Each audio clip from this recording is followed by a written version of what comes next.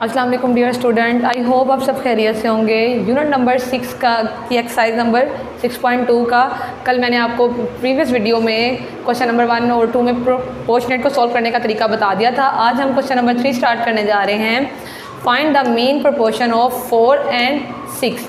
Mean proportion find करने हैं। हमारे पास मीन गिवन नहीं है, उन्होंने हमें दो वैल्यूज़ दे दी हैं, वो एक्सट्रीम की हैं। उसके लिए सबसे पहले हमें सपोज करना पड़ेगा, लेट करना पड़ेगा, फर्ज करना पड़ेगा let mean proportion is equal to X के मीन को हमने सपोज कर लिया कि वो एक्स है। अब 4 ratio x proportionate x is ratio 16। X और एक्स क्या है? मीन जो हमने सपोज किया हुआ था, और 4 एंड 6 एक्सट्रीम वैल्यूज़ हैं जो उन्होंने हमें क्वेश्चन में गिवन की थी। इसके लिए सबसे पहले जो फॉर्मूला अप्लाई करना है वो प्रीवियस वीडियो में मैं आपको बता चुकी हूँ और अब दोबारा रिपीट कर रही हूँ। Product of extreme is equal to product of means. Extreme कौन से हैं? 4 एंड 16। मल्टीप्लाई करेंगे दोनों को, उन दोनों का प्रोडक्ट चाहिए हमें। एक्स एंड एक्स, इन दोनों का भी हमें प्रोडक्ट चाहिए। 16 multiply by 4 is equal to 64। X and X, X और एक्स को जब भी कोई वेरिएबल मल्टीप्लाई होते हैं तो उसके एक्सपोनेंट, उसकी पावर आपस में प्लस हो जाती हैं। एक्स 1 एक्स 1 और 1, इसका एक्सपोनेंट भी 1 था, इसका एक्सपोनेंट भी 1 था। 1 एंड 1 2। अब हमें सिंपल वैल्यू चाहिए एक्सट्रीम की एक्स, जो हमने सपोज की हुई थी। ये है एक्स स्क्वायर, लिहाजा सबसे पहले हमें इसका स्क्वायर ख़त्म करना पड़ेगा। टेकिंग स्क्वायर रूट फाइंड करने के भी आपके पास दो तरीके हैं, वो आपकी मर्ज़ी है। आप डिवीजन मेथड से फाइंड करें या प्राइम फैक्टराइजेशन से फाइंड करें। 64 का बाय डिवीजन मेथड मैंने स्क्वायर रूट फाइंड कर लिया। 8 जाए 64, 8 आ गया। ये एक पेयर की फॉर्म में मैंने लिख दिया स्क्वायर। अब ये स्क्वायर रूट से कट देगा और एक्स का स्क्वायर भी स्क्वायर रूट से कट हो जाएगा। रिमेनिंग अमाउंट हमारे पास क्या बची? X is equal to 8। Question number 4 इसका करवा रही हूँ मैं। A worker is paid to 2130 rupees for 6 days. एक वर्कर ने 6 दिनों के लिए कितने पे उसको किए गए? Amount 2130। If his total wages during a month, अगर उसकी टोटल मजदूरी एक मंथ में कितनी होगी? 9230। Find the number of days, तो नंबर ऑफ डेज़ फाइंड करें। ही वर्क इन अ मंथ, उसने एक मंथ में कितना काम किया जिस पे उसको ये वाली amount as a wages given की गई। Let number of days is equal to X. Days हमारे पास नहीं थे तो मैंने उसको एक्स पोज कर दिया।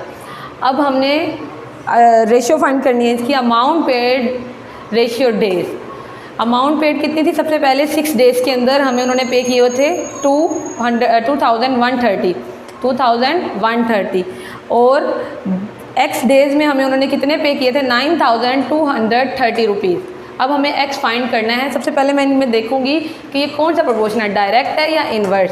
डायरेक्ट और इन्वर्स की डेफिनेशन मैं आपको प्रीवियस वीडियोस में बता चुकी हूँ। डायरेक्ट प्रोपोर्शन वो होता है जिसमें अगर एक वैल्यू बढ़ रही हो तो दूसरी वैल्यू भी बढ़ रही हो, और अगर एक कम हो रही हो तो दूसरी भी एज इट इज़ कम हो रही हो। और इन्वर्स में ये होता है कि अगर एक वैल्यू डिक्रीज़ हो रही हो तो दूसरी इंक्रीज़ होगी, और अगर दूसरी इंक्रीज़ हो रही हो तो पहली डिक्रीज़ होगी। अब ये देखें, 6 डेज़ में अगर कोई भी आदमी काम करता है तो उसको इतनी अमाउंट पे की जाती है, 2130 रुपीज़। अब ये देखें कि कितने डेज़ उसने काम किया होगा कि उसको 9230 रुपीज़ पे किए गए। कॉमन सी बात है कि 6 डेज़ में अगर 2000 है, 9000 ज़्यादा डेज़ में ही उसने काम किया होगा तो उसको 9000 मिली होगी। इट्स मीन कि अमाउंट भी बढ़ रही है और उसके डेज़ भी बढ़ रहे हैं। सबसे पहले तो आपने एक्स का एरो लगाना ही हर सूरत में ऊपर है, टेल उसकी एक्स की तरफ और एरो ऊपर की तरफ। और दूसरी तरफ ये देखना है, अगर डायरेक्ट प्रोपोर्शन है तो एरो एज इट इज़ जिस तरह एक्स का आपने लगाया ऊपर आएगा, और अगर इन्वर्स है तो एरो नीचे की तरफ होगा, उसकी टेल ऊपर की तरफ। अब जब हमने वैल्यू उतारनी शुरू करनी है तो जो टेल वाली वैल्यू है वो ऊपर आएगी और जो एरो वाली वैल्यू है वो नीचे आएगी। एक्स ऊपर 6 नीचे, एज इट इज़। दूसरी तरफ ये देखें, 9230 ऊपर और 2130 डिवीजन के नीचे। अब इसको क्रॉस मल्टीप्लिकेशन करेंगे हम। 9230 multiply by 6, 2130 multiply 9230 multiply by 6। अब ये इसके साथ डिवाइड हो मल्टीप्लाई हो रहा था तो यहाँ आकर डिवाइड हो जाएगा, क्योंकि हमने एक्स की वैल्यू फाइंड करनी है, वो इक्वल के एक साइड पर ही रहेगी। इसको 9230 को मल्टीप्लाई किया 6 से तो आंसर आएगा 55380 डिवाइडेड बाय 2130। इन दोनों को डिवाइड करेंगे तो हमारे पास डेज़ आ जाएंगे 26 डेज़। यहाँ आ जाएगी अमाउंट 26। ये 6 डेज़ में उसने इतनी वेजेस ली और 26 डेज़ में उसकी अमाउंट बढ़कर इतनी हो गई डेज। तरह क्वेश्चन वो डायरेक्ट प्रोपोर्शन का क्वेश्चन था, क्वेश्चन नंबर 4। अब क्वेश्चन नंबर 7 में आपको करवा रही हूँ, वो देखें। An army camp of 2000 man has enough food for 60 days. एक आर्मी कैंप है जिसमें 200 आदमियों के लिए 60 डेज़ के लिए फूड काफ़ी है। How long will the food last if, कितना फूड उनको रिक्वायर्ड होगा। The number of man is reduce to 160, अगर आदमी कम हो जाते हैं 160, पहले 200 थे अब 160 हो गए, तो फिर उनको कितने फूड की ज़रूरत होगी कितने डेज चलेगा उनका food. Let number of days is equal to X, man ratio days, man और डेज के दरमियान रेशियो हमने फाइंड करनी है।